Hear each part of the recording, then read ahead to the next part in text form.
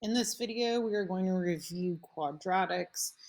You're going to see that the examples given to you are similar to the ones that you saw in fall on your week 9 work. So these are the exact ones from that, but you're going to be having a very similar review given to you. So we're going to go through the ones you've previously seen. If you don't feel like you need this video, that's okay. Or if you need to skip ahead to look at different examples or numbers, that's also okay. Don't forget you can pause and do some work on your own too. So in this, we're going to go through the different pieces of information that we are given and apply what we know about quadratics. Given the function y equals x squared minus 2x minus 8, answer the following. Factor the quadratic and identify the x-intercepts or zeros, vertex, and axis of symmetry.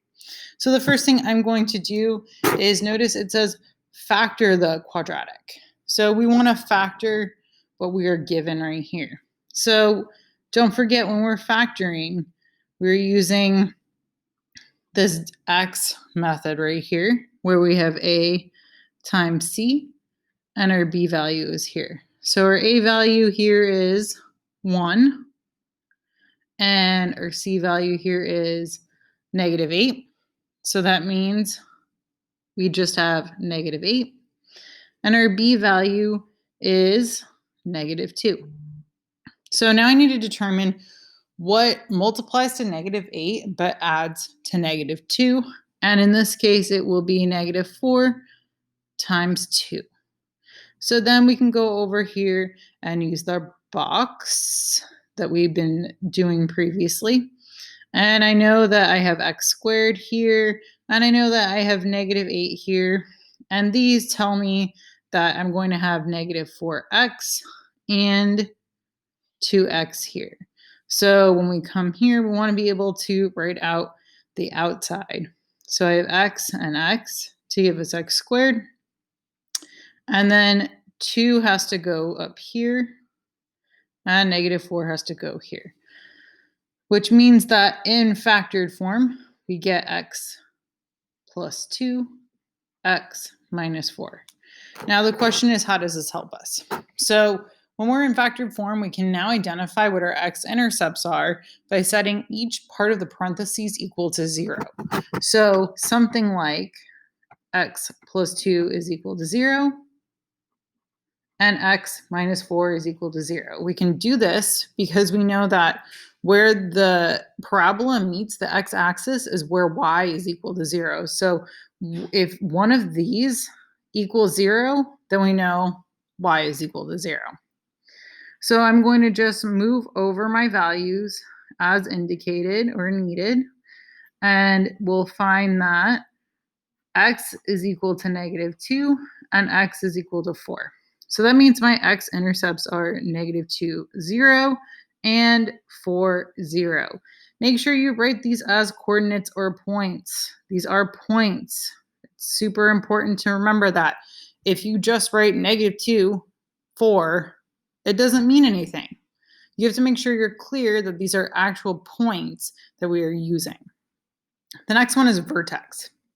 So our vertex, remember, is that higher low point in our parabola. So if we're talking about a parabola like this, it's our minimum.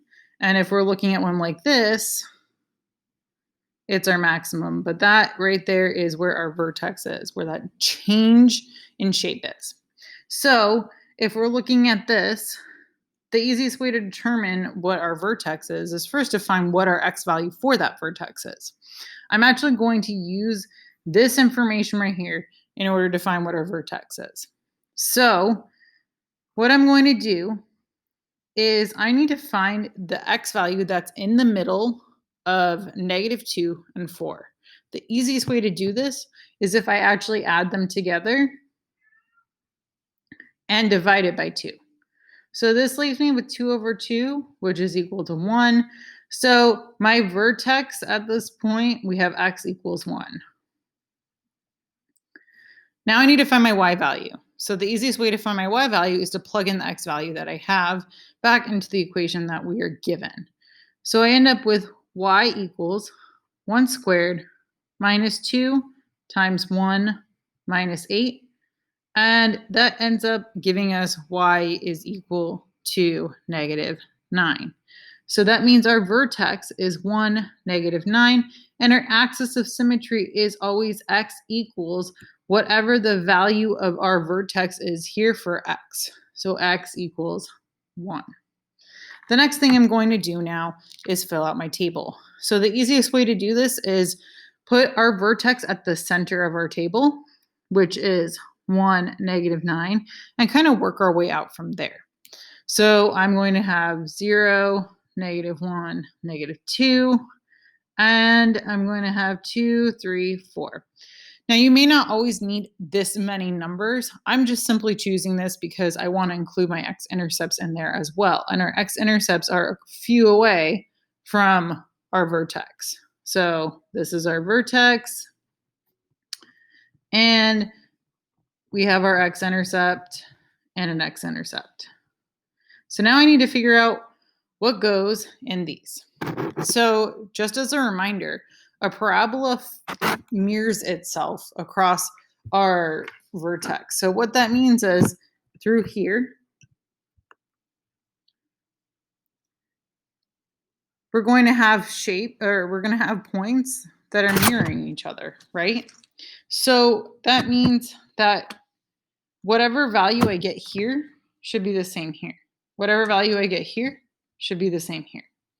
So what I'm going to do is I'm going to pick one of these, either 0 or 2, and plug that in to my equation. So I'm going to pick 0. So if I have x equals 0, we get y is equal to 0 squared minus 2 times 0 minus 8, which gets us -8. So -8 goes here, -8 goes here. And you can double check your work if you want and plug in 2. Then let's say I'm going to do 3 this time. So x equals 3.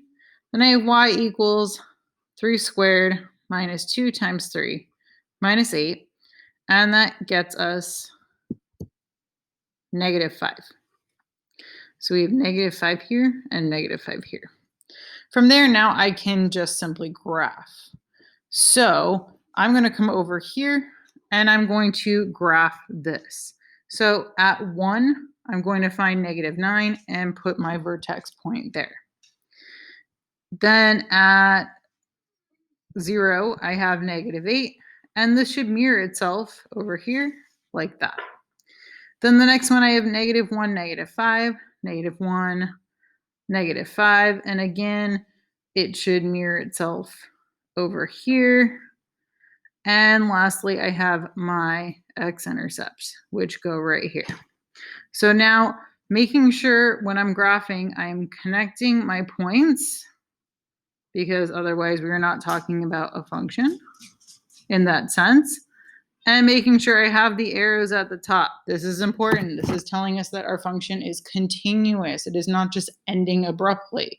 So again, connecting those points, making sure those arrows go up. Stay tuned for the next video for the second part of this.